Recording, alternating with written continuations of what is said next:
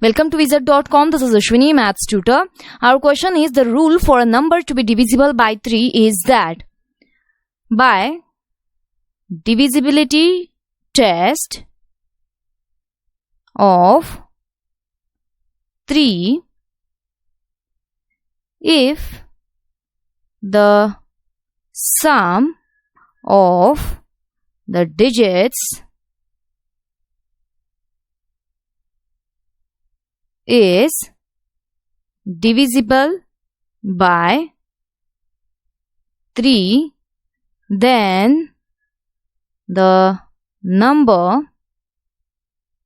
that original number, is divisible by 3.